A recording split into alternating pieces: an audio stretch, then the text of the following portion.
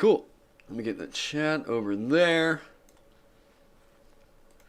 Yeah, alright, there we go. Yeah, how's everyone doing tonight? Today, afternoon, whatever it is. So, if you saw my most recent video, well, the one that AJ shared and is starting to blow up, it is... I'm kind of thinking right now that in terms of, like, if you were just to roll up a character and do, like, starting wealth, you know, you forego all your equipment and everything, what was, like, the best lineup of starting equipment you can really get in D&D 5e? Let me know if you guys have any, like, audio issues or anything like that. Yeah, hey, CBAV. So this is totally goofy. It's a stupid build. As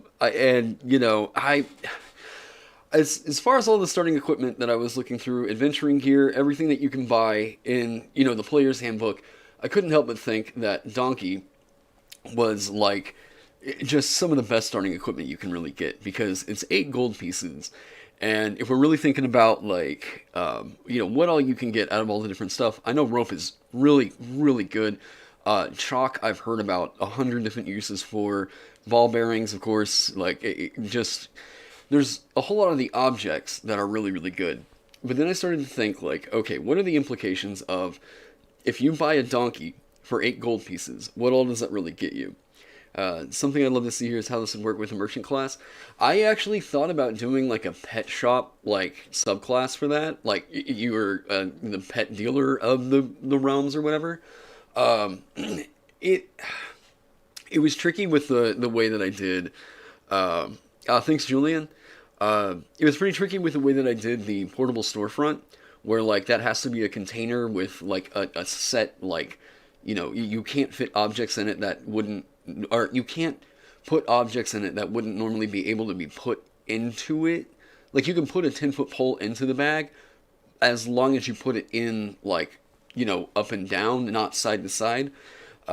It's a little finicky, but I tried to figure out how to really make that work. I think that there was another person, I think it was Blizzik, that suggested that I do, like, a Sea Dog merchant, and that was actually going to be what I was going to put as, like, my own individual inclusion in Legends of Frozenfar, was going to be a subclass that was around, like, yeah, you're a sea merchant and all that stuff.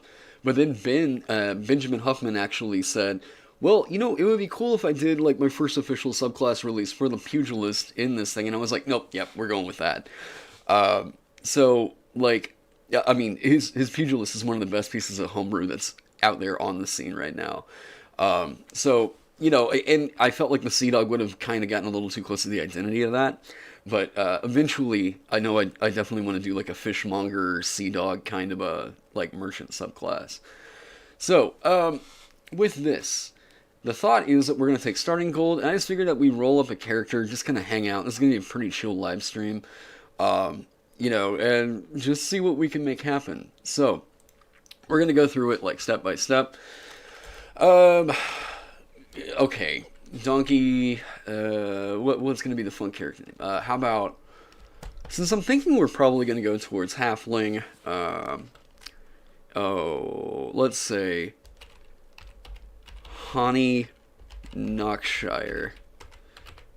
Maybe some of you guys are, like, old enough to get that reference. We're not going to do Magic well,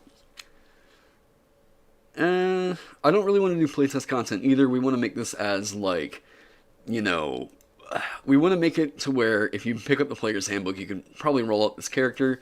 I'm going to include some of the official stuff, like Forgotten Realm stuff. We're just going to go milestone, fixed hit points, feats. Yes, I think feats might be feats are going to be pretty important into making this work. We're definitely going to multi-class. Ignore coin weights. I mean, it doesn't really matter for this build. Modifiers top. There we go. Okay, cool. So, Hani. We're gonna go. Okay, so race. First thing I'm really thinking of is, like, if we want to really maximize the use of the donkey, we're gonna need to take a small size character, so that way we can mount the donkey. Because whenever you're mounting it, you can get certain benefits from the Cavalier fighter. Hang on, my iPad just starting to come loose. You can get benefits from the Cavalier Fighter, and honestly, like, we just want to get the most out of this donkey that we possibly can. So, named as a human. Yeah, we'll take suggestions for donkey names. Okay, so small races. We're thinking, we got gnome, goblin, halfling. Kinkus are medium, I think, right? No, wait, go back. Size, yeah. Plus, I'm just not a fan of Kinku. Kobold is an option.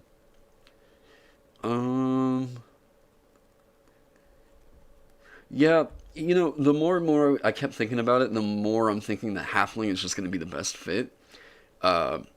Kobold, I'm like, now that we're ignoring the negative modifiers, actually, you know what could make Kobold really good? That's actually a really funny suggestion. Kobold has pack tactics. So, like, that's what makes them scary good. If we don't really care about strength, right? And then pack tactics is you have advantage on any attack roll against a creature if at least one of your allies is within 5 feet of the creature and the ally isn't incapacitated. That's actually really funny. Bullywugs are not. There's all kinds of homebrew out there for them. I really want Bullywugs as a race, for sure. Grovel, Cower, and Beg. Allies gain advantage on attack rolls against enemies within 10 feet of you that can see you. And it's a shorter long rest refresh. Like, Kobold, part of the reason why Kobold got the negative ability score improvement is because they got pack tactics. Like, pack tactics is worth so much. It's so freaking good. Maybe the Toad that we reviewed? The Toad guys you reviewed. Can you remind me on what that was? Pack Tactics is really good. What I'm thinking, kind of halfling, but Kobold is now a pretty good contender now that, you mentioned that. Let me zoom this up a little bit more. There we go. Halfling. So, I think it was the Lightfoot halfling, right? No, it was the Stout halfling. Which one was it? Was it Ghostwise?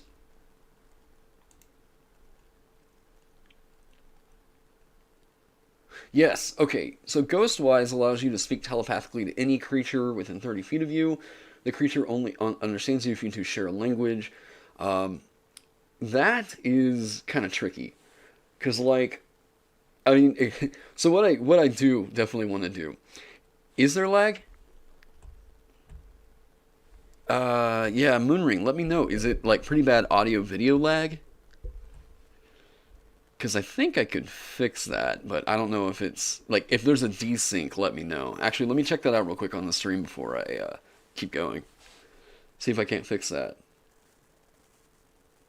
Yeah, Moonring, let me know. Is it, pretty bad audio-video lag? It looks pretty good on my end. I'm not super sure. You might just check your internet settings.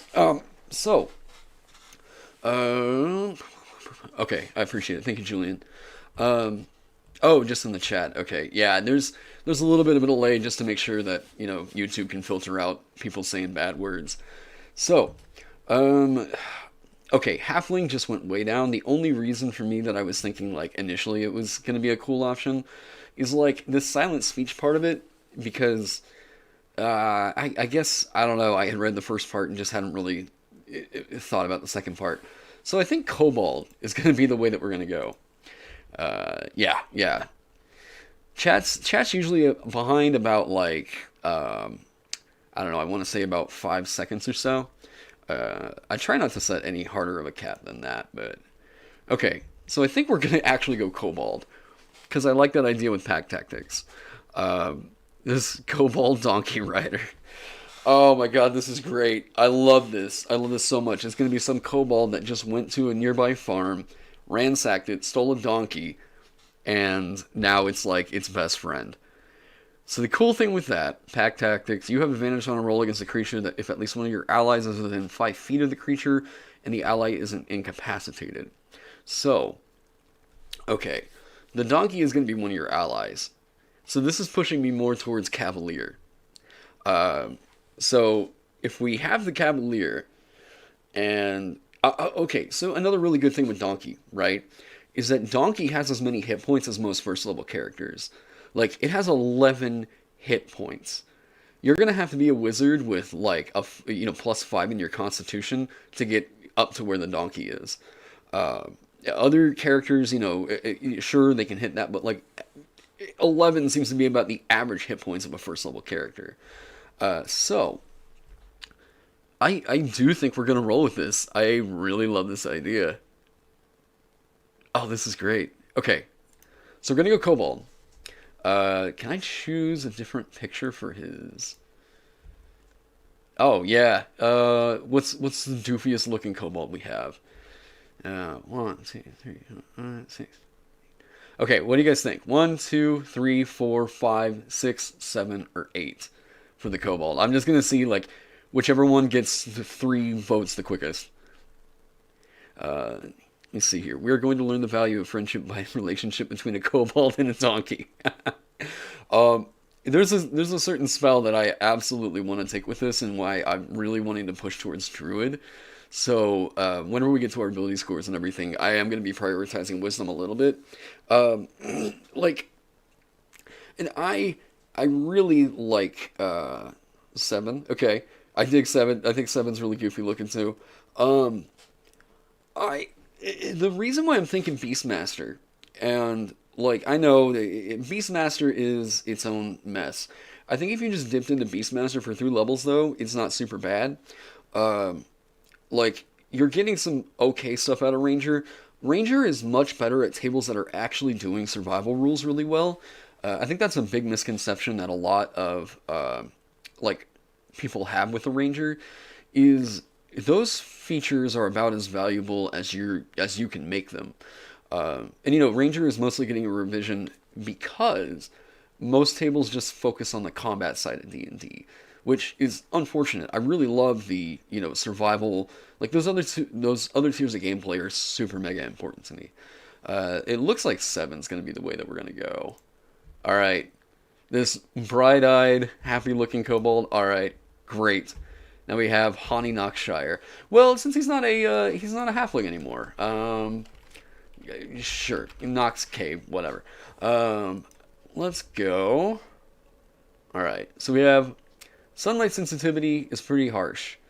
You have disadvantage on attack rolls and wisdom perception checks that rely on sight when you, the target of your attack, or whatever you're trying to perceive, is in direct sunlight.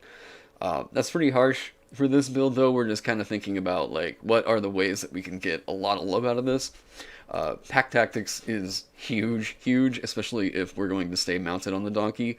That's going to be massive. Grovel, Cower, and Beg. So in the campaign that I played in, where we were like doing an all kobold thing, Tyler Thrasher was the DM over there. You can see or you can hear the first 3 episodes of it over on my YouTube channel, and the rest of it's over on Tyler Thrasher's Spotify. But we really figured out Grovel, Cower, and Beg is actually a pretty damn good feature. As an action on your turn, you can cower pathetically to distract nearby foes. Until the end of your next turn, your allies gain advantage on attack rolls against enemies within 10 feet of you that can see you. Once you use this trait, you can't use it again until you finish a short or long rest. We were just abusing the shit out of this. Once I realized that I had gotten surrounded and into melee range with an enemy, Grovel, Cower, and Beg came into play a lot. So, and the way that this is going to work, we're going to consider your allies gain advantage on attack rolls against enemies as if the donkey gets advantage on attack rolls. So, I didn't... It is... let me catch back up with that. Yeah, so sunlight sensitivity is a disadvantage. It's... Kobold is going to see some love. We're going to see... Because right now, Kobold is the weakest race in 5e. So, Kobold's going to get some love. The fact that they have a -2 in their strength is getting removed. They're basically getting the flexible, you can choose, 2 to an ability score increase of your choice, and you just ignore the negative. So I'm not a huge fan of. Now, I understand the philosophy. I understand why they're doing that, and I do agree that it should be time to separate like race and ability score increases and stuff. But I think that there was a better way that they could have done that by tying it into background, maybe. I'm not a big fan of class because then it feels like maybe if it was a flexible, you can choose your +1 to either like the strong or the weak save of the class or something like that. You know, that could have been cool. But anyways, let me reel back on that. So CBev asks, did you see Baldur's Gate 3 version of the Ranger? I have. It could be interesting. I want to play Baldur's Gate 3, and I don't know. I might do that in an upcoming video, but I know Ted over on Nerd Immersion covered it, so yeah. Let me see. So ability score increase, got all that. Class. So, okay. So with starting gold.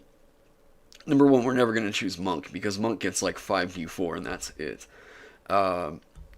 Starting gold, do we want to go Ranger first or Druid first? I think it's probably more optimal to go Ranger. Start out with Ranger. Because you get, yeah, Strength and Dexterity. Well, Strength is going to be one of our weaker. Let me look. And then Intelligence and Wisdom. Okay. I think we're going to start out. Okay. Big perk to Druid is that we get spellcasting right off the bat. With that, we can get some stuff like Beast Bond that really helps out this class, or in this character. Ranger, on the other hand, we just get Favorite Enemy and Natural Explorer. So I think ideally what we should do is probably start out with Druid. So even though Druidic is basically a nothing feature, we get spellcasting. We get the D8 hit die. Okay, let's do that. Let's start out with one level of Druid. Cool. I didn't see picking our ability score. It's been so long since I built a character in D&D Beyond. Yeah, Druid. Let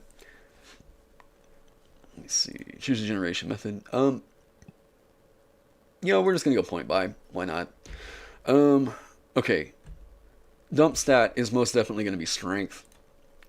Dexterity, we get a +2 to it, so let's just do that. 14, bring that up to 16. Constitution, let's make sure we can also survive.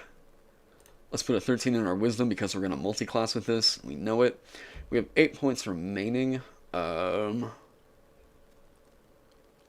it be worth it?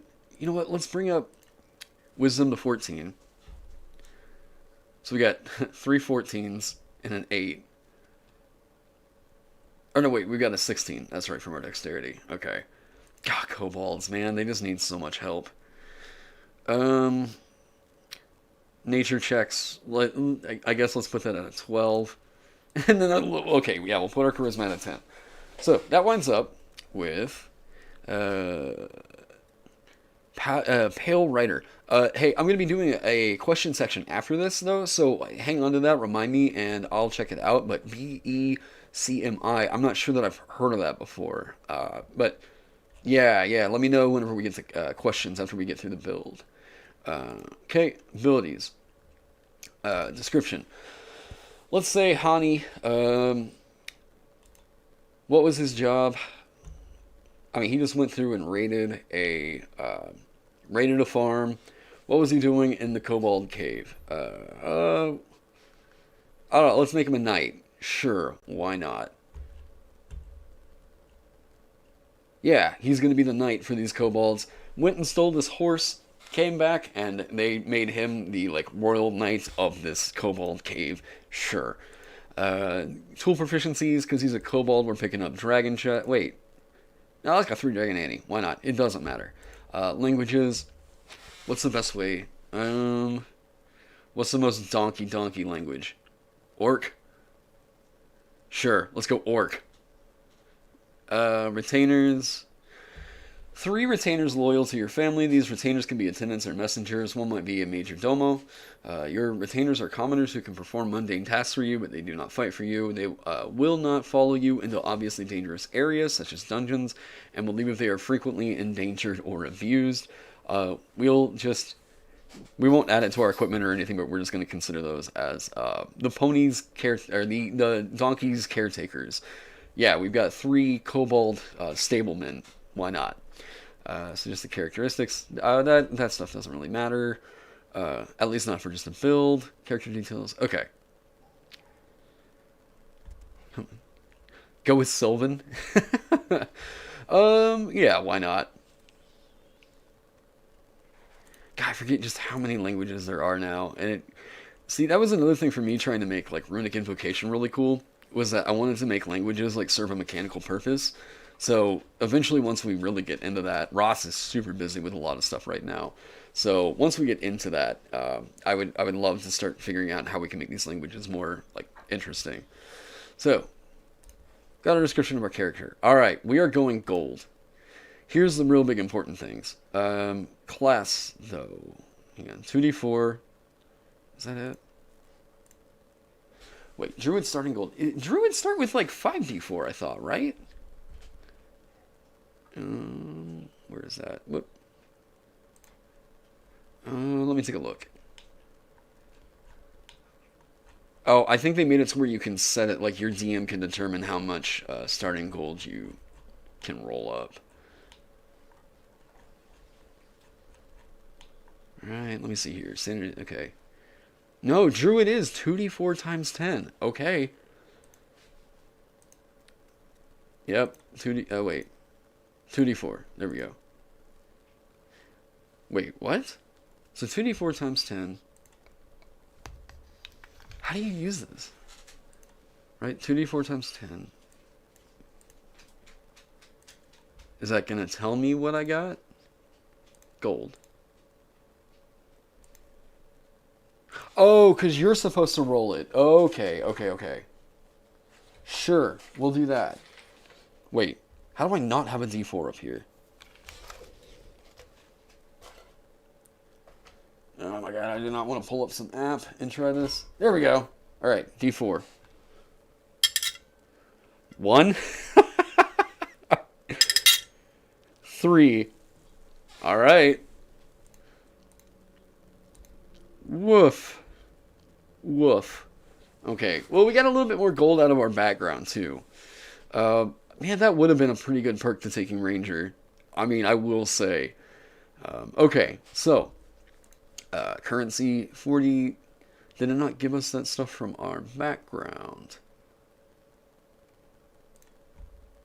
Background, knight. This gives you equipment, right? Yeah, no, he's not. Though, whenever we start leveling up, I'm going to assume that we can just roll a little bit more starting gold. Well, I say roll more starting gold. We're going to just start giving him arbitrarily about, like, I don't know, 25 gold pieces at the first tier play, about 100 gold pieces per level at the second tier play. And it just, we'll escalate it. Notes, enemies. Where is the... You get equipment from your background, right? Am I going crazy here? You definitely do. Hang on, let me see what the knight gets. Personality and background.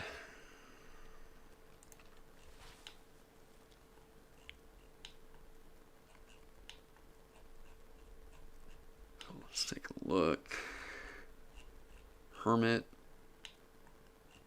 Oh, that's right. Knight is like a soldier variant, right? No, they get athletics and intimidation. Where did Knight come from? Is that... Am I going crazy? I thought that was a standard...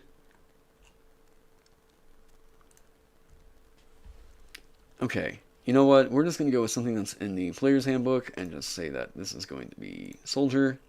I don't know what happened with knight there. Okay. Now it gives you tool proficiencies. Let's say dragon chest, sure. Military rank. And it's still not showing, equipment here. Oh well, alright, cool. So, let's just roll with his personality, just for the, I don't know, shits and giggles. Alright, 4, so... I'm full of inspiring and cautionary tales from my military experience, relevant to almost every combat situation. Yes. Alright, I love this guy already. D6 for details, or ideals. 6. Nation, my city, nation, or people are all that matter. Alright. Bonds. Let me roll that off that so that's not obnoxious. 5. Those who fight beside me are worth dying for. All my donkeys are absolutely worth dying for. It is a variant. Okay, thank you. Yeah, I thought it was part of the soldier class. I didn't see it in the player's handbook I had pulled up. Flaws. Another 6. I wish these dice would have been that nice on gold, man. I'd rather eat my armor than admit when I'm wrong. Alright. Great. Okay. So, yeah, we're going to get some stuff from our background. Let me check that out. Sage. Soldier, alright, we get an insignia of rank.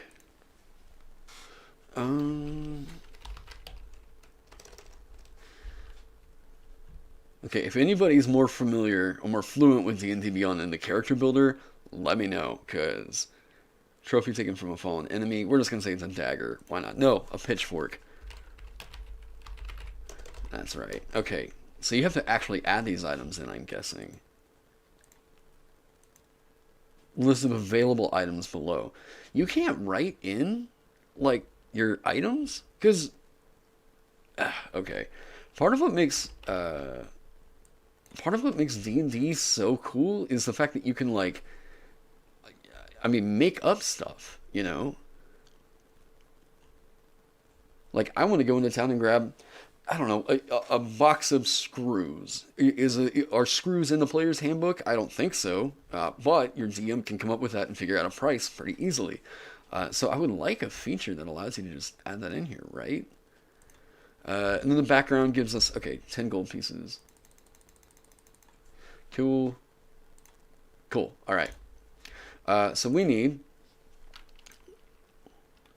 Now, can you just add... Yes. Okay. There we go. That's all we need right there. We're not going to get anything from our actual... we're not going to get anything from the class. Although with 50 gold pieces... we're probably going to be able to get, like, leather armor. Oh, we get common clothes. Add that. We get a deck of cards. Playing card set, sure. Alright. Common clothes. Bone dice, piece of banner. We're just going to say it's a dagger because if we don't grab the dagger from our background, then we're not going to get a weapon. Like, insignia of rank. Okay, tool proficiencies. Got that. Alright, cool. Let me go back to chat and get that brought back up. He sounds like an anime protagonist. I think there was a way to add items. I don't remember now. Yeah, I remember back whenever this first got brought up, there was definitely a way for you to... there was a way for you to just add in common items without it, like, being a whole big hassle. This is... Okay, we're going to wield the dagger. Okay. Add items. So we have 9 gold, or we have 50 gold pieces. So every donkey is going to cost 8 gold pieces. And we're going to go for...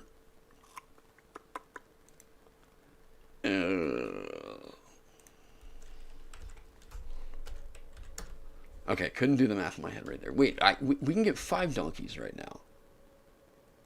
Okay. Okay. The only reason I'm not totally going with that is because I want to at least get leather armor. Like, we're going to need leather armor, especially because our dex is so high. How much is leather armor? It's fine. I will willfully pay for that currency, so bring it down to 40. That would mean that our character... So, the thing to remember with this build is that we don't give a shit about carrying capacity because the donkeys are going to carry everything for us. We don't care about food because we're going to eat donkey. And we... weapons don't matter a whole lot. We don't have a druidic focus, though. That's a problem. Because we need that for spellcasting. Druidic focus. No cost. No cost. Okay. Okay. Is that right? Surely, I think this has got a cost. Let me look. Equipment. Starting equipment. There's no way this doesn't have a cost, right?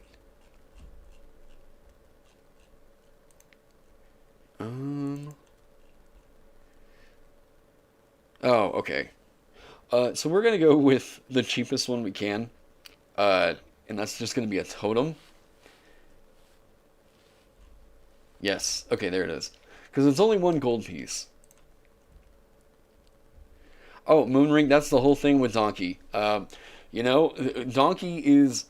So, I said in that other video, part of the reason why donkey is some of the best starting equipment is because it's so much food. Possibly no cost because you make it. Donkey cheese. Just make sure yeah. Part of the reason why donkey is so good is because donkey is super flexible. Donkey is a stat block. It's a creature, so that means it has stats. It can do things. It can trigger traps for you.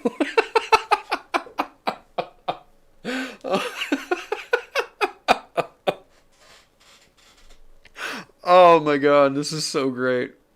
Like, okay, you can make your druidic focus. Okay. I like that. But yeah, we're going to take a donkey totem. I will subtract that from my gold. Okay. Let's take a look. Alright, so donkey. Yeah, part of what makes donkey so good is that it's food, it's a container. This is something that can trigger traps for you. It can, this is the most, we're taking this as, this is a meat shield for you. Because if you're a small-sized creature, you are going to have cover because of the donkey.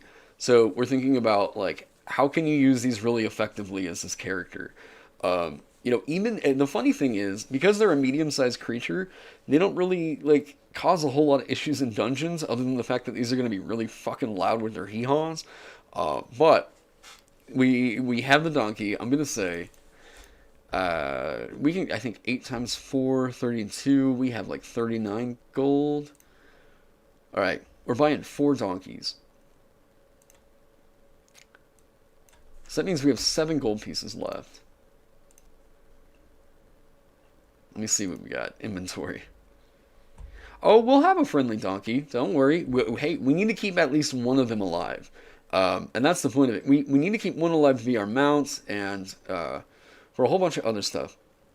But if otherwise, these things are going to be backpacks and, food and, crash test dummies for us. If you are an RT, I'm not sure what that means. But yeah, we're gonna have at least one donkey that we maintain. If you go artificer, you can make D-bombs. Huh. Are you talking put a potion inside of a donkey's mouth and just have it run at the enemies or something?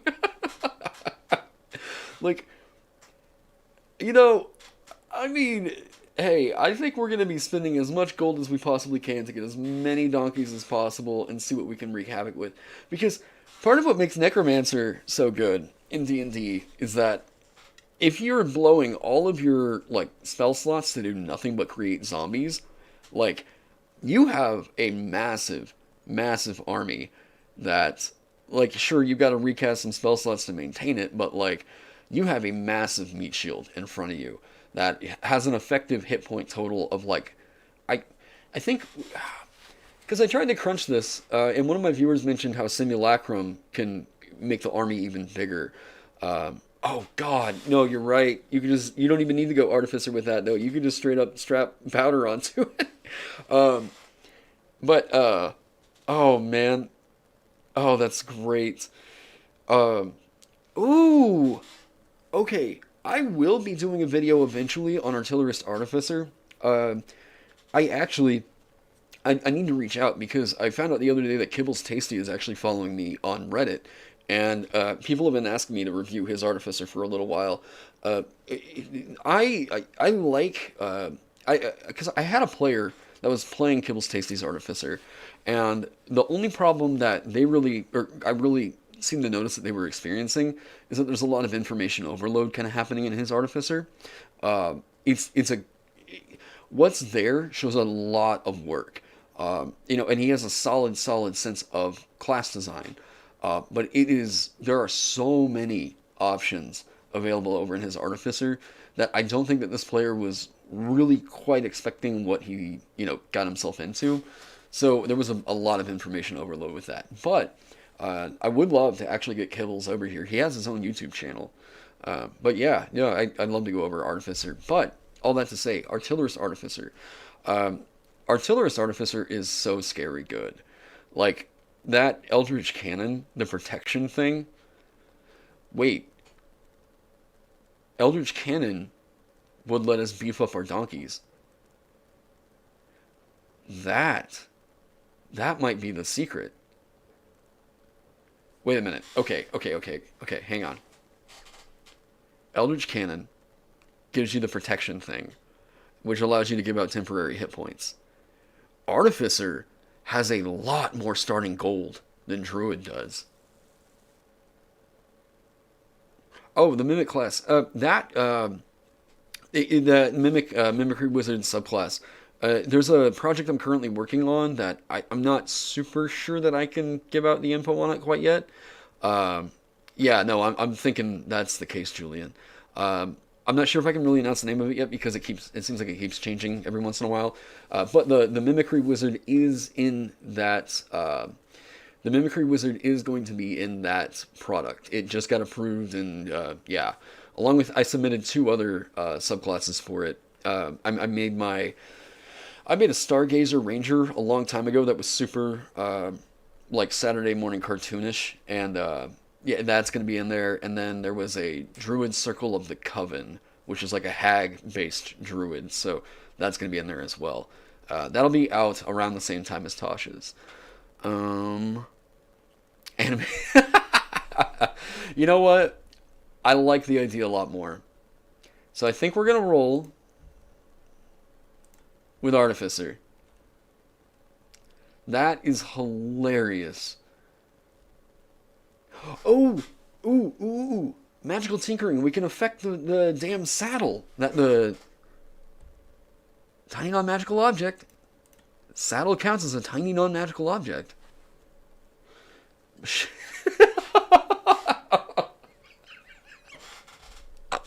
Oh my god. This might be the most shenanigan-y character build I think I've ever done. We're looking at Everon, take mark of handling human.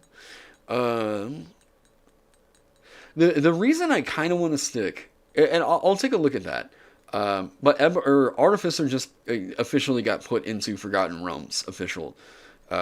So Artificer is now, you're able to roll it up for AL in Forgotten Realms. So cool things with this. This is the most shenanigan heavy character I think I've ever rolled up. Thinking about this as in terms of, let's do this on the saddle that's on top of the donkey, right? So the saddle can shed bright light. We're not going to want that with our kobold. Whenever tapped by a creature, the object emits a recorded message that can be heard up to 10 feet away. You utter the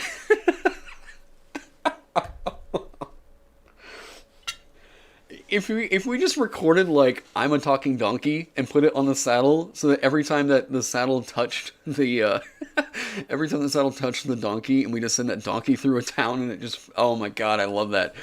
I love this character build.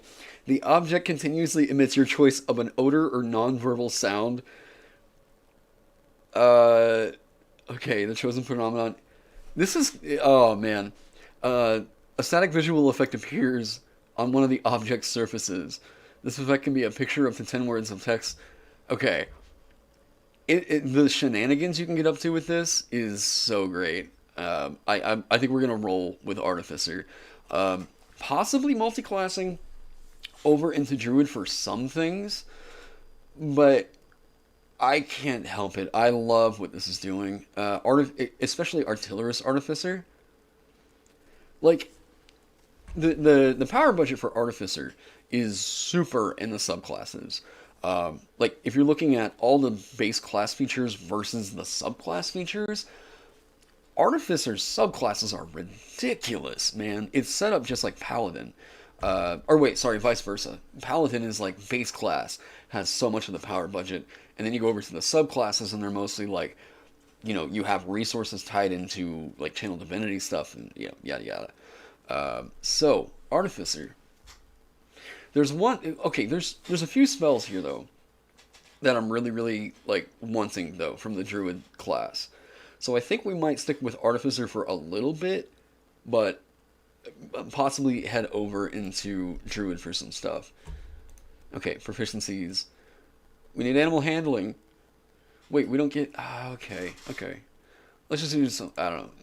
Always need perception, and then... Leatherworker's tools or cook's utensils. Oh, this is so great. I think... You know what? The main purpose of having the donkeys is going to be because, like, they're going to be a great food source. So we're going to go cook's utensils. Not that this super matters. But we know that... I know that I'm at least going to take this to get the subclass. I think they get their subclass at... No, they get it... Yeah, third. Okay. Let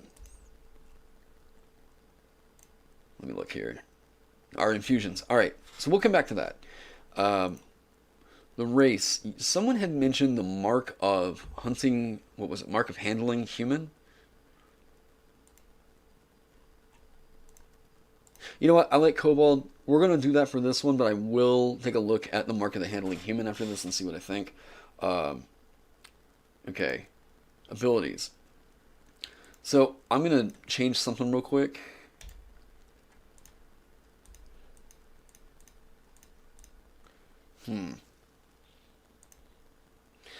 Because our spellcasting modifier is not super great. You know what? We can do this. We're not going to be relying on Druid for a lot of the damaging cantrips. Or the damage... Well, This is going to be weird. Going to bring that down to 12. I'm going to bolster the intelligence a little bit. We're going to hit that with our first ability score improvement. And then wisdom. I mean, we can bring down constitution a little bit. Right? Okay. So we're a little weak, but we're really trying to rely on the donkeys to be our meat shields. Full RD. Let me take a look at chat real quick. Figure out a way to make deals with donkeys so they can offer their life volunteering. I mean, Artificer has a way in front. Yes. Actually, Moonring. It's funny because I was talking with AJ about that while we were looking at, or while we were working on Legends of Frozenfar, and I was like, so, Artificer, I know that that's been an Everon, but can you make an argument that should be a subclass that we work on over here? And he was like, oh, Artificers are totally in Forgotten Realms. It's just that, like, for whatever reason, they weren't included in the base player's handbook. So, yeah, there's plenty of reason to believe why that should be a class. The scrolls are items to make your Artificer better. Yeah, true. Isn't Kobold and Artie not compatible? There's no restrictions on class choice from your race. Hey man, love your Conquest Paladin. Oh, thank you. Thank you, Blake. It made me decide to play a Conquest Paladin who worships Ares, and I have never had so much fun. Dude, I am super glad, man. Like I said, I love Conquest Paladin. That is the most metal as fuck class in D&D. Absolutely love that class. Well, subclass. And that was actually, I think, the first video that I made that I felt like, all right, I figured out a flow here. So that, I think I really figured out my identity as a YouTuber with that class. So I appreciate it. Thank you for being here. Wild intuition. When you make a wisdom or nature check. Oh, that's right. Okay. That is a good perk. It isn't super efficient. Sorry, this is going to Julian's. I'll come back to you, Michael. Yes, it's not super efficient. Like, it would help if we had a little bit of boost to our, like, intelligence or whatnot. I can't help but think, though, that pack tactics as a cavalier is terrifying. If you're riding around a donkey and you have advantage on attack rolls while you're riding your donkey, come on now. Like, that's scary. Cobalt is such a fun idea for you know... Oh, hey, thanks, Blake. Oh, God, I need to change those animations. So, okay. Let's take a look. Okay, so I like the idea of Cavalier. I like the idea of Artificer. I really like the idea of Druid. So I think what we're going to do, I want to look at some of the classes.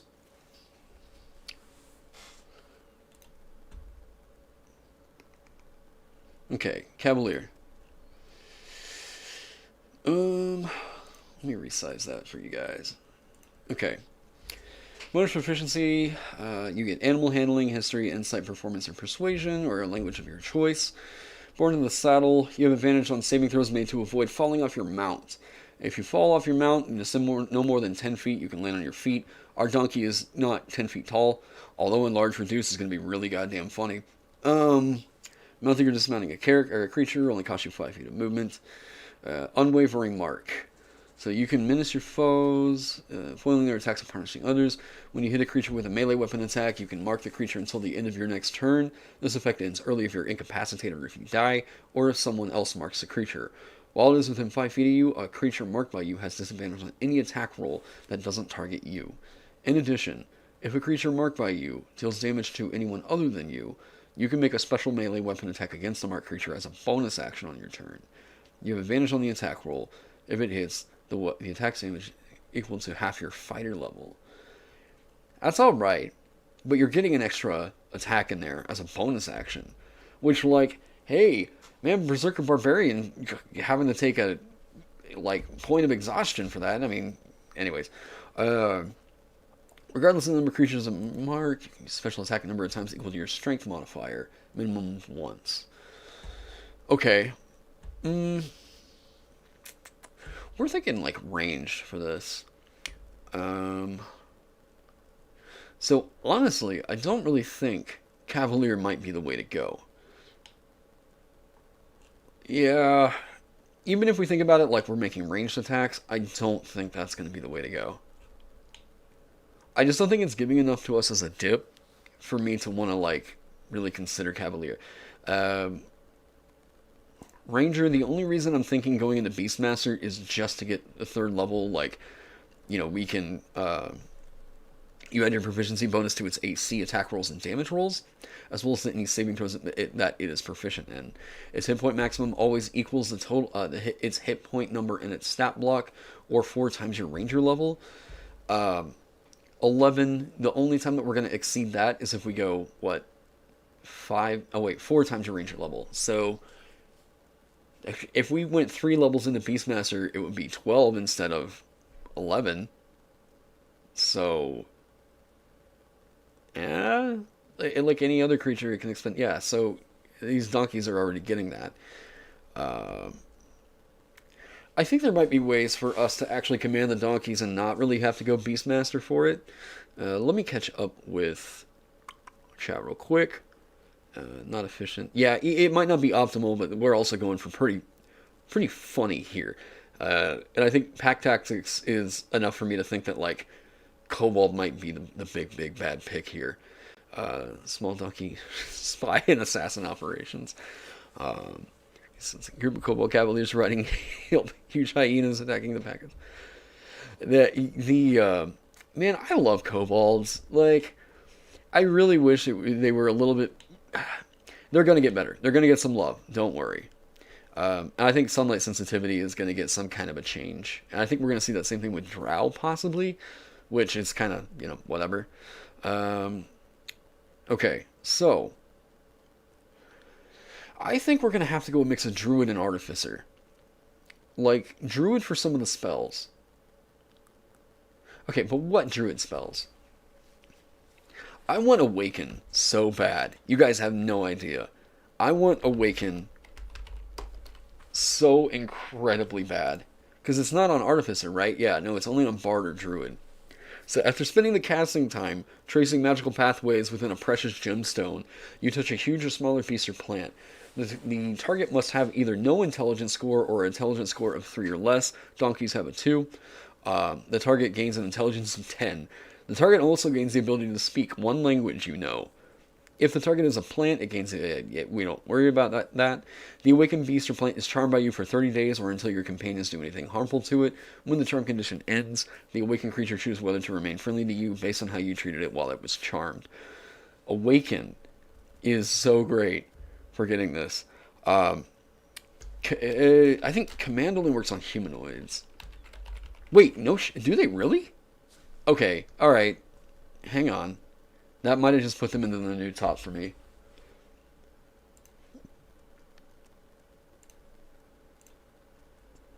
Variant. I own Everon. Hello? Right? I've got it on here.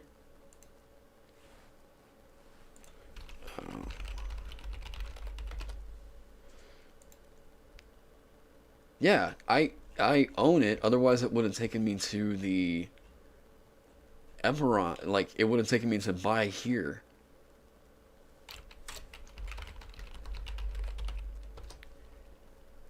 Yeah.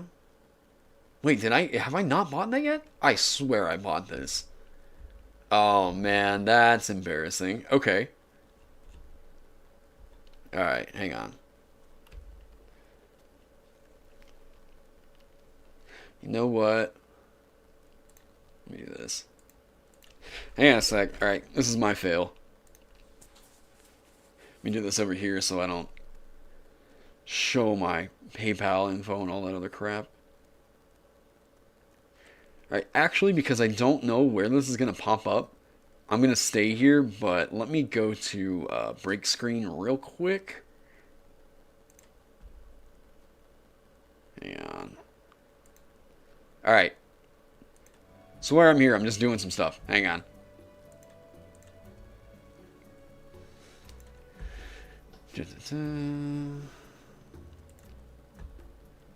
Right.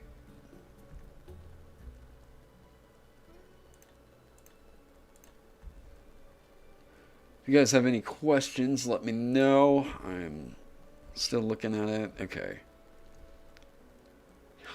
Yeah, I did. Apparently, I thought I had bought it. I've done reviews on Eberron stuff, so this is really weird.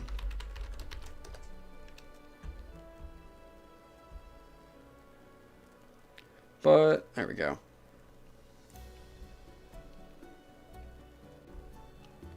Cool, cool.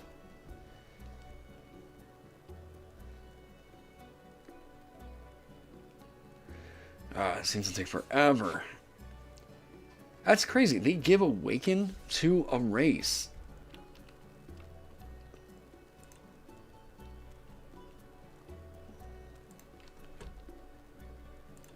Okay, there we go.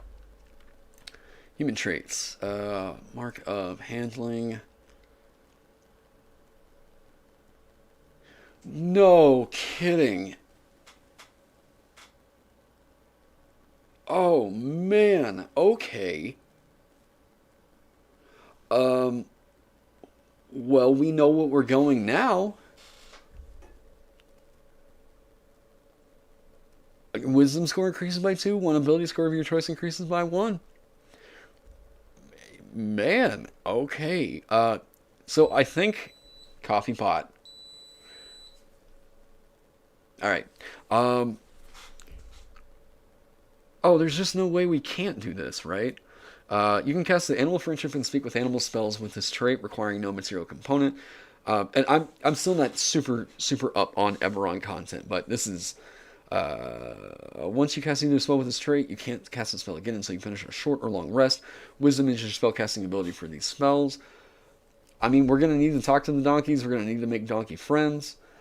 Choose a beast you can see within range. It can see or hear you. If it's 4 or higher, the spell fails. Otherwise, the beast must succeed on a wisdom saving throw or be charmed by you for the spell's duration. If you're one of your companions harms the target, the spell ends. So it just charms it, so it regards you as friendly. So, yeah, you being able to cast that, it requires a material component? What is it, like food? Oh, yeah, morsel of food. Okay, that's cute. That means we actually have to buy food now. We can't just feed donkey. We don't want to be the cause of mad donkey disease in the Forgotten Realms. Speak with animals, verbally and communicate beasts. Yeah, verbal. Okay. So that is a free use of these. Dude, the Awaken spell is so funny. I love that spell. I wish more people would use it. I think that is just the... Oh, man. But I'm also a really big fan of, like, cartoony kind of D&D, you know? So, I think my tables play out a little bit more like an Adventure Time episode more than, you know, like gritty, I don't know, George R. R. Martin style D&D. I just have a lot more fun playing D&D with a sense of humor, you know, like the lightheartedness of it.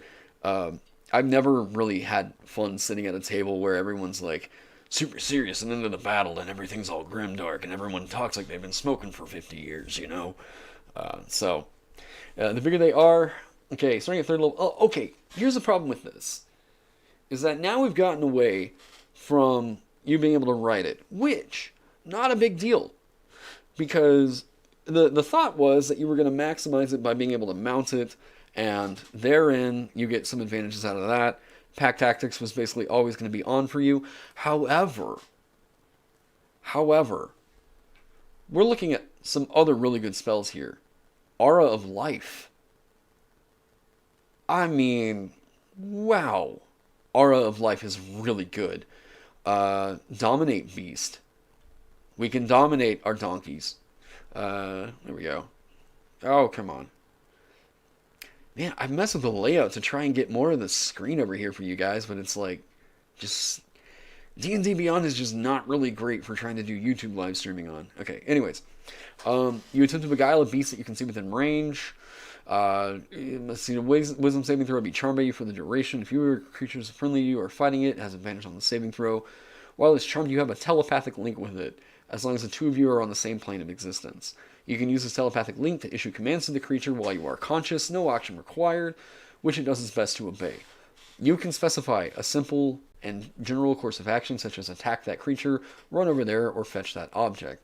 We're going to need this. I think we are going to need that a lot. Conjure animals! Alright. Who was it that made the suggestion? Was it Michael? Okay, Michael, bravo. We just found our donkey generator right here. I think the plan for this is going to be that we can buy donkeys real cheap. Do I miss... Hey, my mom smoked for, oh god, like 45 years. Let me see. Yeah, no, I quit smoking, like, what was it?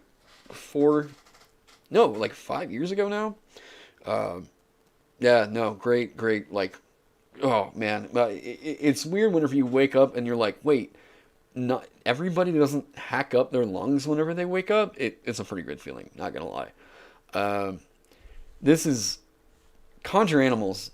That's 8 beasts of a challenge rating of 1/4 or lower. We get that because donkeys are an eighth, I think. They're either an eighth or a quarter. So you can just conjure 8 donkeys. Um, I know. I love the idea of the Kobold Artificer. Um, I I do think that the way to go with this might still be Artificer. I love the idea. Um, Also with Artificer, you get that infusion. Hang on. All right, so let's do this. I'm gonna go mark of handling. I do think market handling is just really, really, really good. We actually haven't made it super far, Palutena.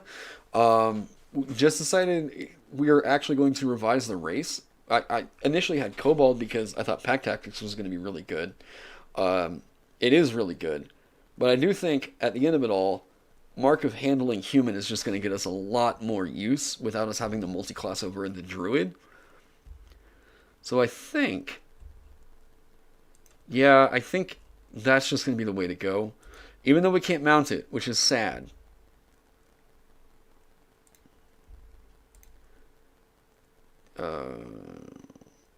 Okay.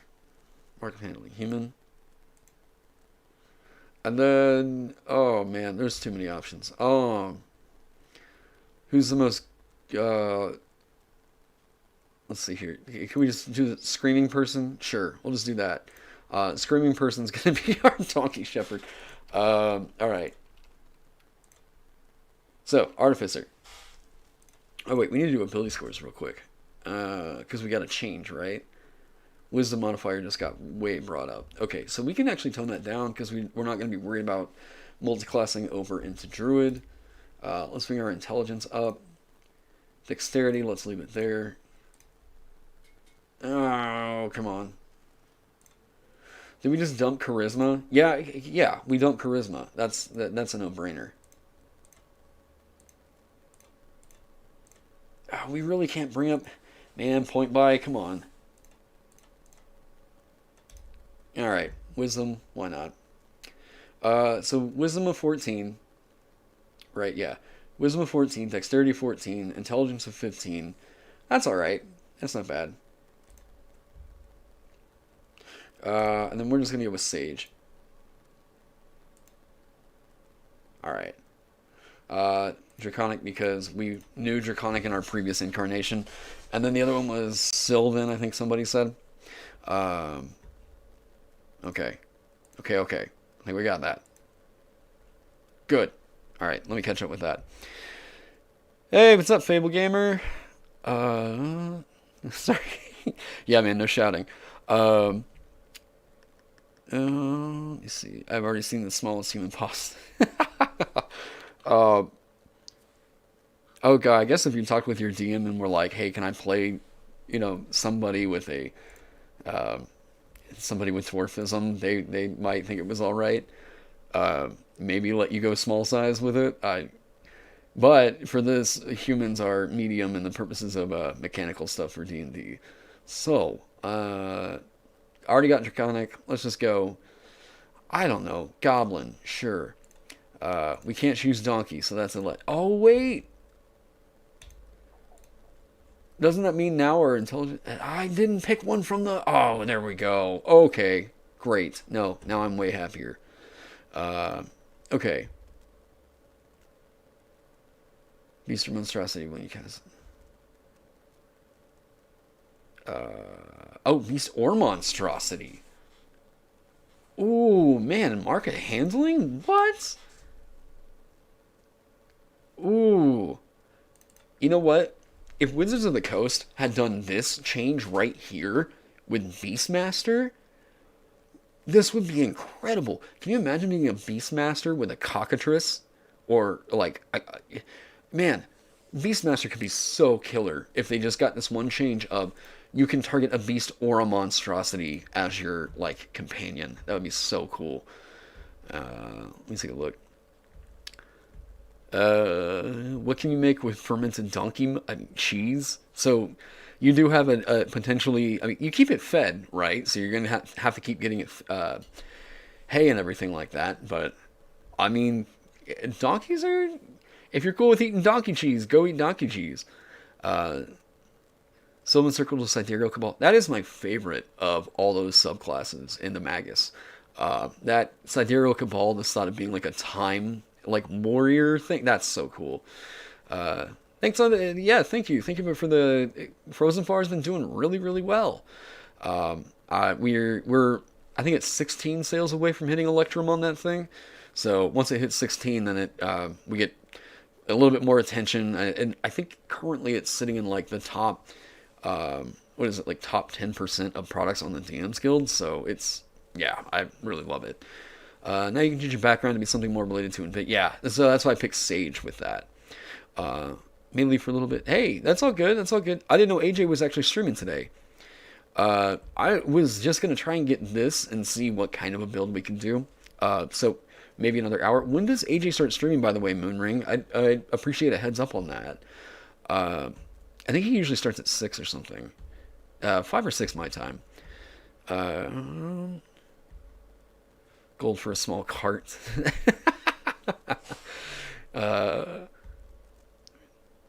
Oh, hey, thank you so much.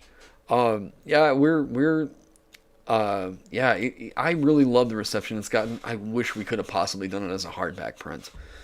Or, well, just a soft print. Okay, so, we know that we want to go Artificer with it, specifically to go into Artillerist. Because with Artillerist, you get your Eldritch Cannon. And Eldritch Cannon, I haven't covered Artificer on my channel yet. This is stupidly strong. We experienced a major point of power creep in 5e as soon as Artificer came out because of this feature right here. Like, yeah, 2d8 fire damage, not a huge deal, whatever. Force Ballista is pretty damn nice, not gonna lie. Protector is doing everything that you want Aid to do. Yeah, it's more targeted. So, it grants itself and each creature of your choice within 10 feet of it a number of temporary hit points equal to 1d8 plus your intelligence modifier. You know what we're going to do? We're going to strap that Protector on one of our donkeys, and then you can use your bonus action. So we're just going to have the donkey run around in fights and just blast out this wave from Protector, because it's got a 40-foot movement speed. This is awesome. This is so good. Okay, yes, Artillerist, absolutely. Tool proficiency, we get Woodcarver's tools. Looks like their coding is a little screwy on here. Tinker tool, right? Tool for the job, just kind of a whatever. Okay, infusion choices. Alright. What are the good infusion choices here? Yes, the donkey. This is gonna be like the awesome. Oh man. Phoenix. So you're in Arizona. Okay, so I think you're about an hour behind me. Maybe you're 2 hours behind me. I can't remember. So that should be like about 23 minutes. Okay. Yes, Major Hoobs. This is. When will I live stream again? This was just kind of spur of the moment. I thought it would be more fun to do this on a build, like just kind of as a live stream instead of, making a video and doing that. So this way I can get some of you all's perspectives, and like if you guys think of something that's really good, like who was it Michael did with Marker the Handling Human, I can immediately take that and think about it instead of making a video and then someone says, well, it would have been better if you would have done this. And I'm like, oh, okay, all right, whatever, I'll change it, whatever. Anyways, so, no, I like doing builds as a live stream. I think that it's actually pretty fun. When will they make a donkey Artificer subclass? I don't know. Actually, Benjamin made a reanimator that was really cool. That would totally work with a donkey build. Hey, how's it going, Joseph? Let me see here. Oh, but to answer your question, Moonring, sorry. When will I live stream again? I don't know. I'd like to do something more steady. Especially, like, I think I could justify it more if I got, like, a little bit more viewership, so that way, I could dedicate, like, 4 hours a day. Hopefully whenever, YouTube is bringing in a little bit more revenue than, $50 a month. That could be something I look at doing a little bit more often. But yeah, right now, it's just a little tricky. So the infusion choices. So we can replicate magic item. And I love replicate magic item. Okay. We can get an alchemy jug and just tie it onto a donkey so it's just throwing grease out everywhere and mayonnaise. Arm blade, armor gleaming, bag of hold. I keep forgetting you can do a bag of holding with this. I mean, we could take the load off of one of our donkeys.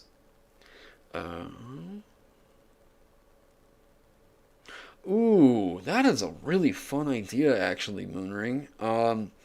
Yeah, there's actually a mini that I want to do I've been thinking about doing this for a little while.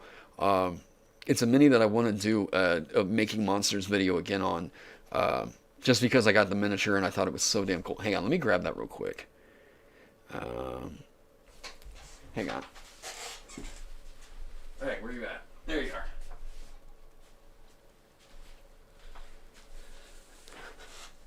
Okay, so let me see if I can do this without completely messing everything up. Hang on, I'm still here. I promise I'm still here. Oh god, I hope the stream didn't just die. Okay, hang on. Wait, alright, I'm messing everything up. Copy. Alright. There I am. Cool. Okay. So, I got this off of Etsy. And, oh, come on, are you going to focus? Focus, camera. Do it. Yeah. Beholder Dragon. I have been wanting to stat this up for a while now. I don't know exactly what it would do. It could just be me doing a, like, let's hybrid and mash these two creatures together and see what kind of a messed up stat block we can get. But I love, love, love this thing. I keep... Oh, everything's mirrored. Okay. Yeah. So, anyways, I love that. I'd love to try and make that into an actual, like, stat block to where it really works. Oh, wait, what just happened? Where'd chat go? Chat, come back. Are you going to refresh? There we go. Yeah, I love that mini. I'll if I can get the link for the Etsy store where I picked it up, I'll leave that in the description to this live stream. But yeah, really nice guys. Actually, they sent me one before, but because of the material, the resin that it's 3D printed on, it was a little bit fragile and some of the eye stalks actually snapped. So those guys, super nice dudes. Contacted them, and then immediately, like the next week, they sent me out a brand new print. So I have one that's a little bit broken, but yeah.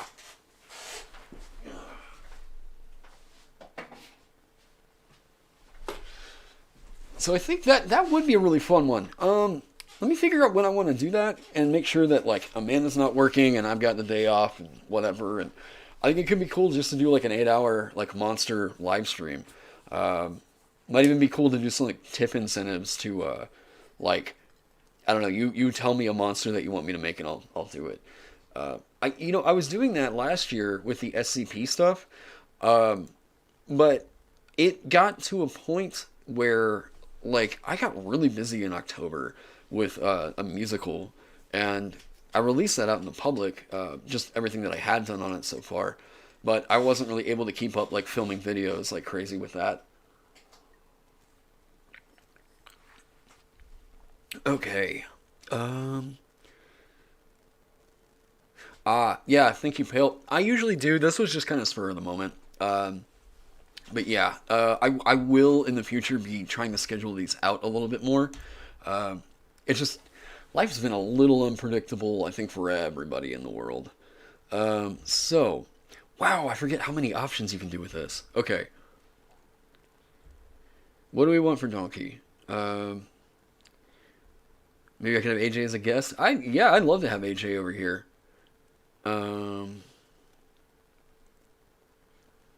Perfume of bewitching pipe of monsters. We want something that's actually gonna like help the donkey out a lot. Goggles of night. Is it worth it just taking the goggles of night just to have a cute like night goggle wearing donkey? I love that.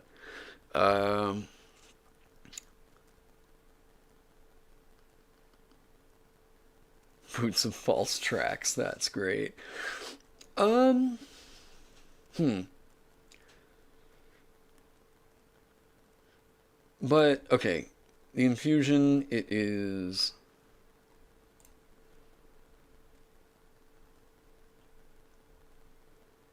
Some infusions require minimum. Okay. But, like, that bead of refreshment, I don't think that's... Right, we got replicate magic item. Repulsing shield. Special ops. I guess it's just super worth it. Cloak of Billowing. Okay, yeah, that's an instant choice. Yeah, we have to have...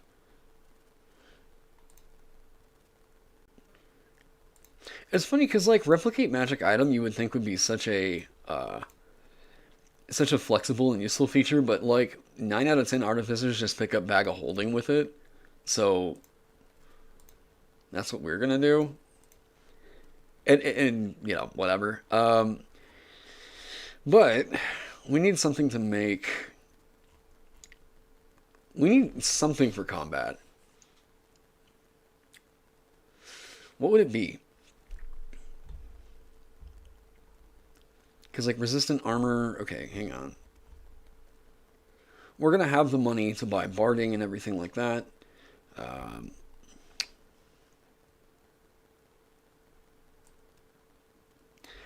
Enhanced defense. You know, that might be it. I think it's worth it to grab enhanced defense to bolster our leader donkeys. Yeah, we're getting rid of the thing of nourishment. Yeah, we're going to infuse the barding. And then for us, because our dexterity is probably higher, repeating shot. I love this feature. This is, you want to make a Chinoku, Chukano, is that how it is? Ancient China built these, it was either China or Korea, I'm pretty sure it was China, built the world's, like, first repeating crossbow. So, if you want to say, you know, you're talking to your DM and you're like, well, I like to build a crossbow that I don't have to constantly keep reloading or whatever. Yeah, I take the crossbow expert feat, but, like, a Chukano is, like, such a great, like, real world comparison for what you can do with that. Yeah, let me catch up with that. So, wow, actually really active chat. It's great to have you guys here. Yes, bag of holding saddlebags. That's exactly what we're going with. Good look on the build in front. Hey, thank you for being here, Fable. I appreciate it. You know, cloak of billowing. Yep, I'm proud of this DT. Maybe a really cool hat. What does the cloak do? The cloak is a complete aesthetic. The cloak is, you can use a bonus action to make it billow in the wind. It's totally just a fun, like, goofy common magic item. Let me take a look. Bag of holding with a mechanism to turn the inside out. Yeah. Fill them with whatever and send the donkey in, profit. Everything I picked does. Yes, I will do that. Thank you. Greetings from us. Hey, Kale, thanks for being here. If you want Nerd Immersion to like you a lot, make a video on ghost elves.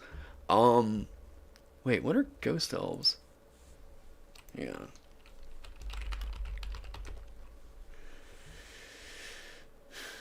I'm trying to find a website that isn't going to get me in trouble. D&D Wiki won't get me in trouble. Do these actually have some... Oh, wait. We're getting distracted. Hey, all right. You guys are getting me distracted. Okay. Hang on. Let's get back on this. Okay. Cloak of billowing. Bag of holding. Repeating shot. I love repeating shot.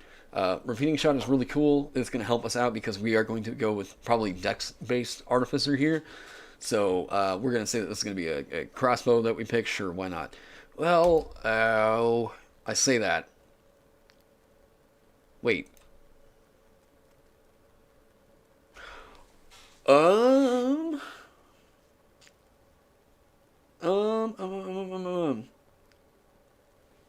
me take a look.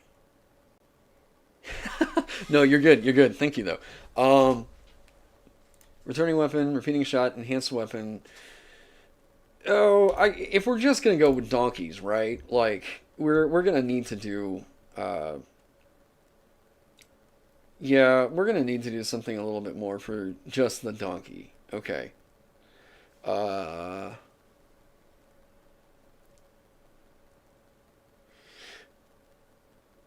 Wait, Wand of Secrets. I I think just because it would be so shenanigan heavy, the Wand of Secret or the Wand of Pyrotechnics would be hilarious. The Wand of Magic Detection, no lie, is really good. Uh, what is? Hang on. We could do Sending Stones and just issue orders to our donkey with like a D&D walkie-talkies, right? I mean that sounds pretty good. um, that would actually help us find out where our other moon. Wait, you can get a Moon Touch sword with Artificer? Oh, okay. Um, Wait, Horn of Silent Alarm would alert us in case the donkey took off. No, I don't think donkey can use wands. Unfortunately, I think you have to use hands to operate it or something. But would be funny. It would be funny. Um, Most of the items, yeah, it's a huge list. It really is. Um, so I think either the Horn of Silent Alarm or I think the Sending Stones. Sending Stones at least lets us like we're kind of playing Marco Polo with ourselves if the donkey ever like take off. So yeah, I mean, it gives you a little bit of help, I guess. Um, Also, it is communication, so you can make it at least sound like your donkey's talking whenever you send him into town. I think there's some fun stuff to be had here. Okay, cool, cool, cool. So, the other thing we need to do, we need to pick spells. So I think I'll do that for the next, like 9 minutes. We'll talk about spells. And then I'm going to take a break for just a little bit, and I will be right back. But spells that we need is our Artificer. Where's our spell list? Well, derp. Okay. So we already got Shield and Thunderwave. We got Shield and Thunderwave as the Artificer. On top of that, well, that's from the Artillerist. On top of that, we also have the stuff given to us from. Wait. They're added to the spell list of your spellcasting class. Okay, so you don't get these. They are just added to the. I like that a lot. I really do. Um, man. Spells of the Mark. That's good. So we are going to have to take Animal Friendship. We're just going to basically take everything that it gives us here. Calm Emotions might be, kind of whatever. Yeah. Yeah. Okay. Spells. We need animal.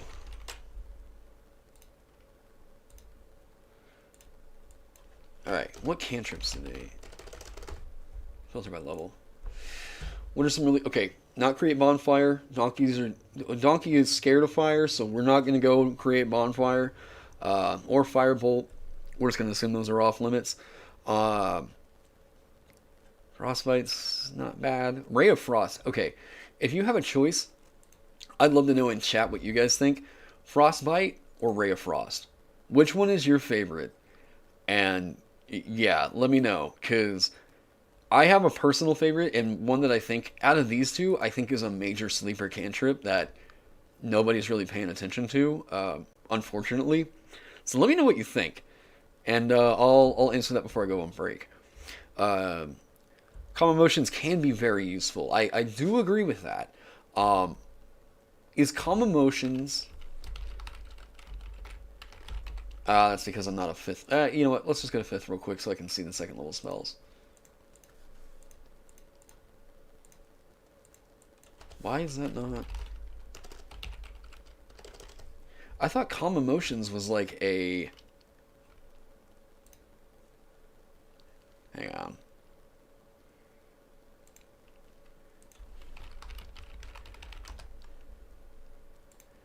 It's like a second level spell. Why is it not? I do definitely agree with you. Calm Emotions is a very good spell. I'm just trying to make sure that it says you target a you can target a beast with it. You know, it's good enough to take on its own. If for some reason D&D Beyond is just not letting me take it because it's D&D Beyond, let me add. There we go. Okay, it just had to refresh. I do like Calm Emotions.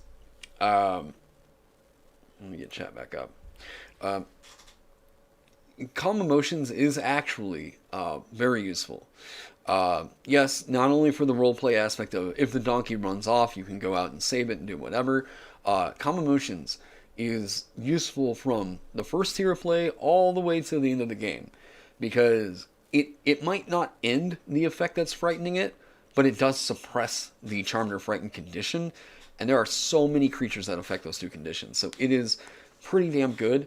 Now, okay, that's the problem though, is it doesn't affect the donkeys. So,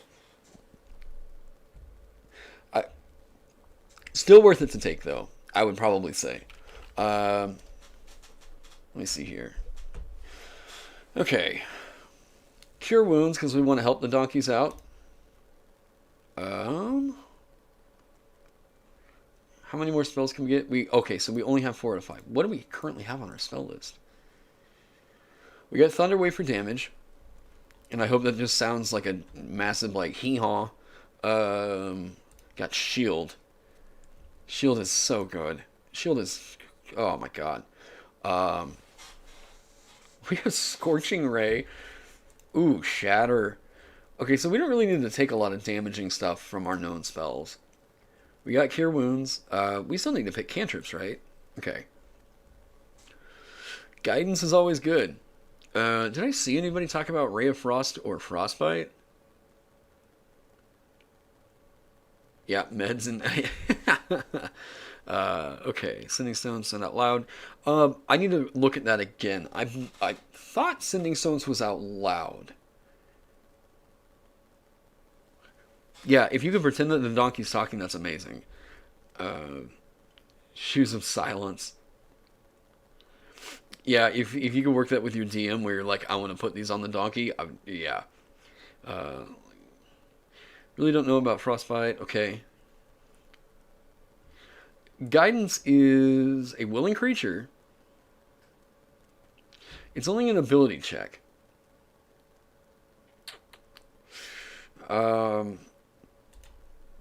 Okay, donkeys also don't have dark vision. Well, we gave it we have the goggles of night. Mage Hand is always good. Message, it must like... Wait. Can reply. So you can whisper a message to a donkey. Yeah, whatever. Message is great. Message is an amazing cantrip, no lie. Like, usually if you get the option to take it, I would take Message if you're looking for a lot of, like, exploration and utility. But, like, Like, on this build, I'm not thinking so. Oh. The power of Thorn Whip. My people. Like, Thorn Whip is such a great spell. I had no idea it was on here. I did not know this was an Artificer cantrip. I've seen people abuse the absolute crap out of Thorn Whip. This is so good. If you are, let's say with Thorn Whip, not only does this do base damage, you know, the 1d6 piercing damage, if you pull it, the way that you use Thorn Whip, you get up into a tree and use it. Pull the creature 10 feet up in the air, let it drop, because, you pull the creature 10 feet closer to you, pull it up in the air, let it drop, and then once it drops, it takes an additional 1d6 and instantly falls prone. Thorn Whip is so good based on positioning. You can use it to pull creatures off of things if they're higher ground, like above you, whip them, pull them down, they take the falling damage again, they take an additional 1d6 bludgeoning damage, and it's a guaranteed knock prone. Like, so good. I love Thorn Whip. Not only for the fact that you can move people around the battlefield, like, this is, sure, it's like, you can pull them towards you, and that is a good source of control, but, like, where I think Thorn Whip is a lot better is if you have the high ground. If you go Aarakocra Druid and get Thorn Whip,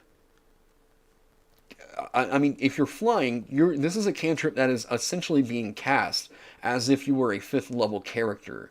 Like, because you're doing 2d6 with it, right? If it fails to save, or, oh no, I forget. You just have to make the attack, and if the attack hits, then it deals the 1d6 piercing damage, and if it's large or smaller, you pull the creature up to 10 feet closer to you. If you're up in the air and you hit with Thorn Whip, you just knocked it prone.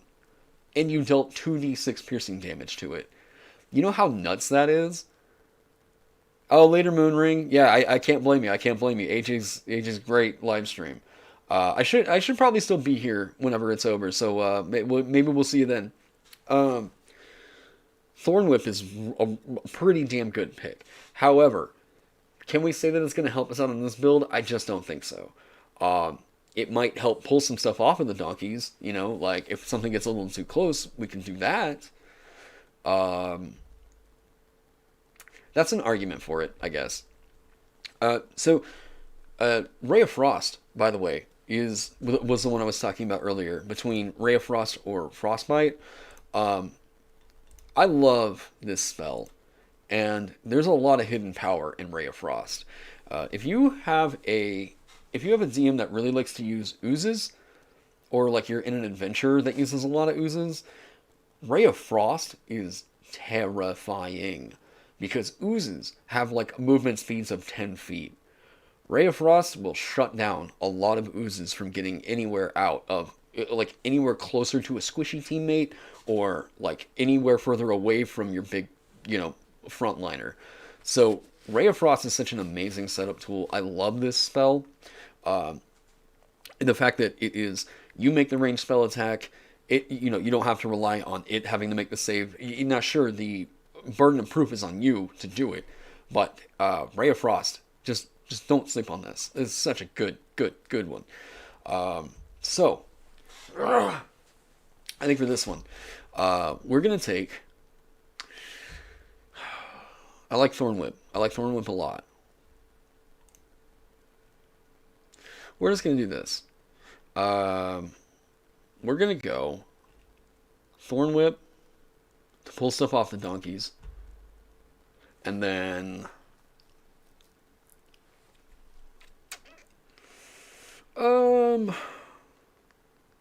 let's go light.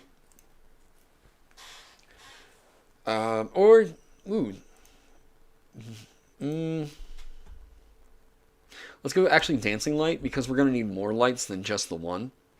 Thorn Whip can also be good for thinking of like, well, we're not going to be mounted, so it doesn't really matter. But I do like the cantrip a lot. We already have a lot of other damaging stuff. Looking at our other spells we can pick up. Wait, how heavy does it have to be for catapult? Oh, that's right, it's a small object. False Life is good. Grease might be bad. Oh, wait.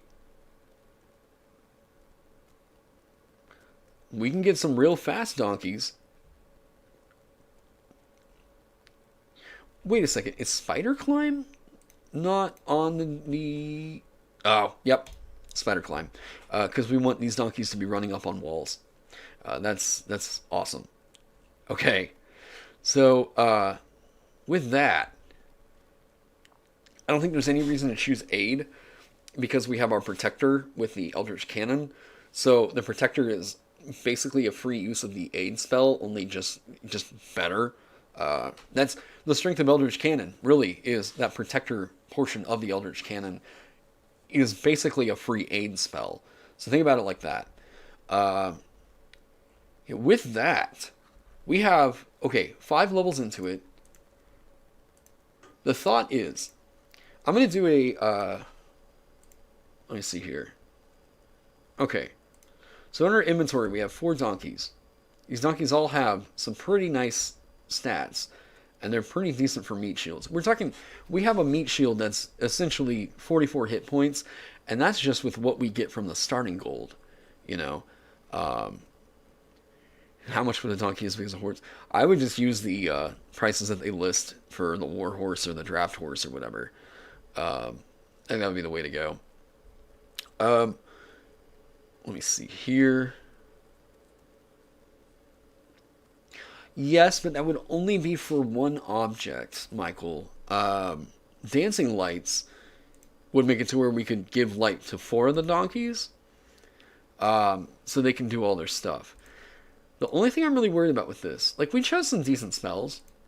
Ability score improvement, we're going to give that to... Oh, wait.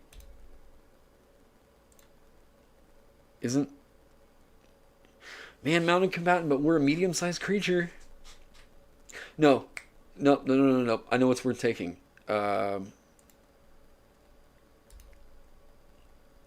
It's worth taking Magic Initiate here to grab...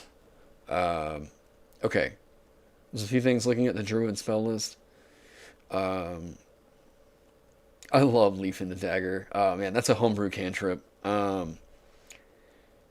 There's a lot of homebrew cantrips on here, actually.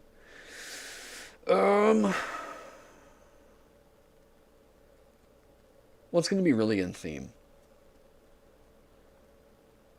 Let's go with Guidance. Sure.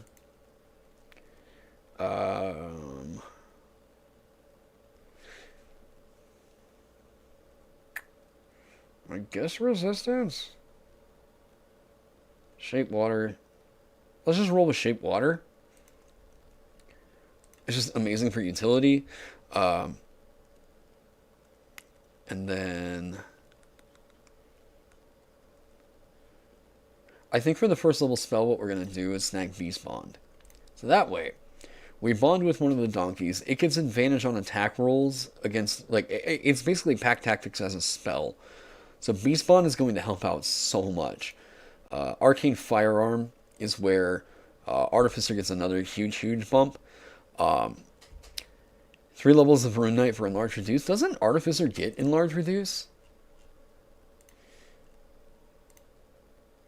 And this is going to sound like a little like pretentious here, but like I just don't think that we're going to see that Rune Knight appear the same way it did in the Unearthed Arcana. If my track record's anything to speak on, then we most likely are going to see the Rune Knight really get heavily nerfed. The problem with the Rune Knight was that it was super bloated. It is... Like, I like the class concept enough to where I made my own version of it using the Runic Invocation system over in Legends of Frozenfar. So I do like the class concept. But what we saw in the Unearthed Arcana was way too bloated. So I wouldn't... That's why I don't really do builds around Unearthed Arcana. I just don't really think that usually what we see over there is ever going to be anything near... Wait. Artificer gets Enlarge Reduce. Why didn't I think about that? Yeah, Artificer gets Enlarge Reduce. Okay. Alright. So, we're going to forego one of those other spells just so that we can get Enlarge Reduce. That's amazing. Because we already get Scorching Ray and Shatter. Is there anything that we could give up that I... Spider Climb is really funny.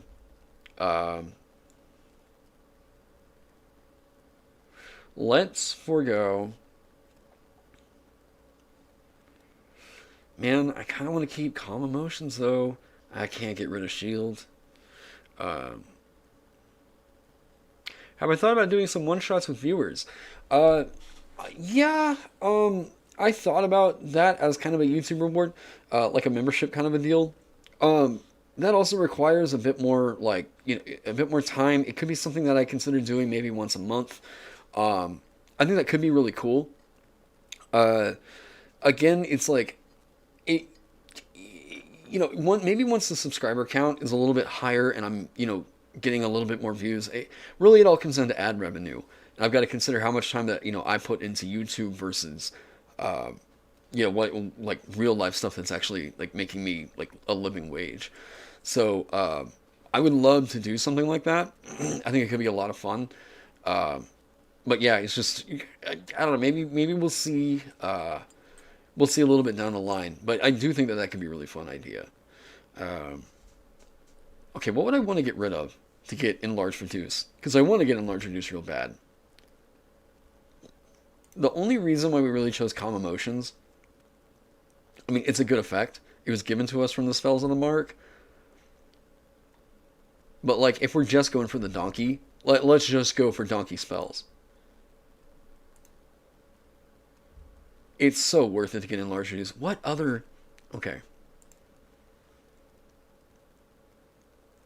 man, beast sense is pretty good. Beast sense is an incredible scouting tool. You're able to see through one of the donkey senses. I mean, that's pretty good. Blur is a really good spell. Only it's affecting you. We're talking about trying to affect other creatures, though. We can make invisible donkeys.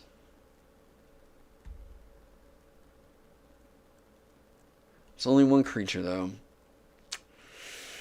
Levitate's not bad, but donkeys usually weigh a bit more than 500 pounds. Magic Mouth is hilarious. Uh, Natural weapons are not considered.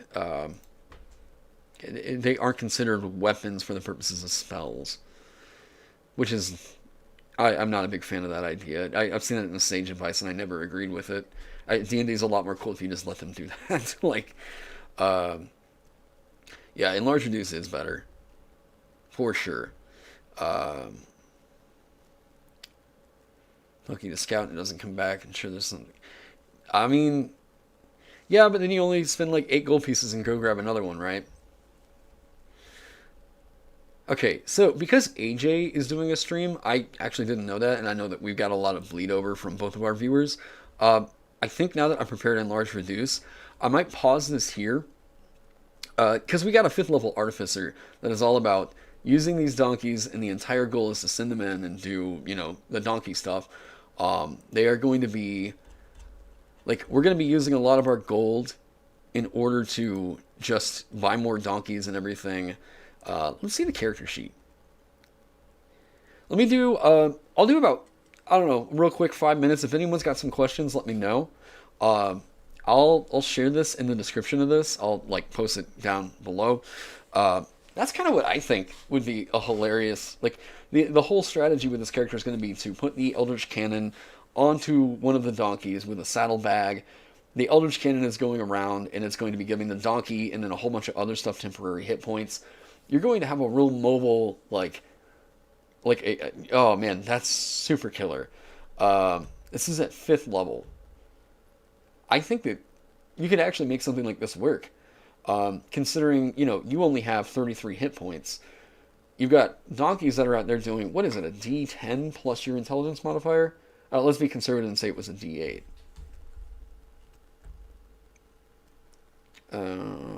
Where's the, yeah. Yeah, D8, okay. So D8 plus 3, 2. So it just runs around as a bonus action. You just gave everything 5 temporary hit points. That's that's so good. that's really good. Um, I I think this is actually kind of viable despite it being an incredibly stupid build. Yeah, so let me know. Hey, here we are in the last 5 minutes because I don't want to take any of AJ's audience away. And yeah, go check out his stream if you like real just like D&D news and D&D news and lore and stuff. But if you guys have any questions from earlier, let me know and I'll try and answer them. I'm trying to scroll up real quick. Da-da-da.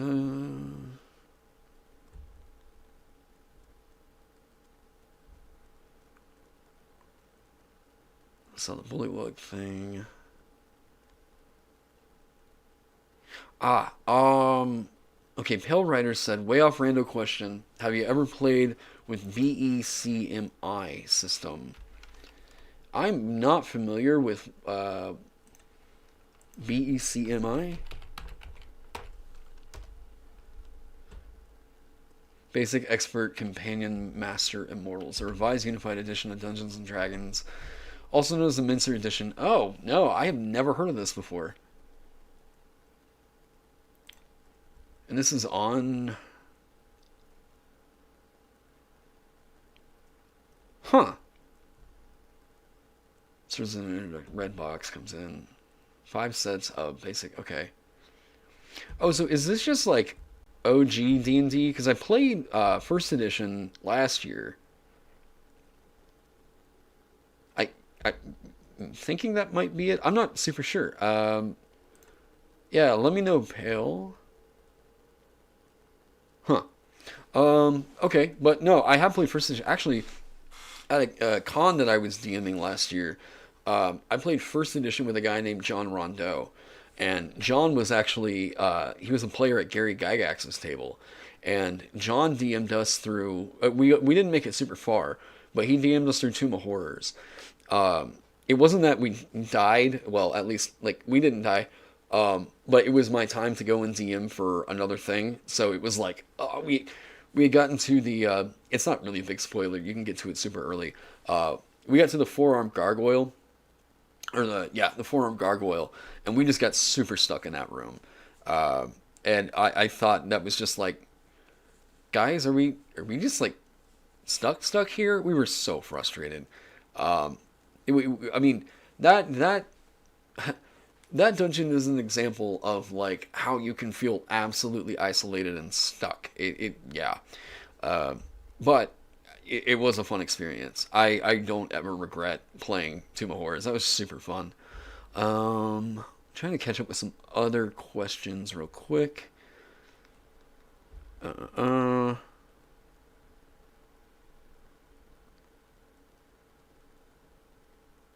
Okay, I knew there was another one. I'm not sure if I see it right now, and I think Moonring went over to the other to AJ's stream. Can rage. That's a fun idea.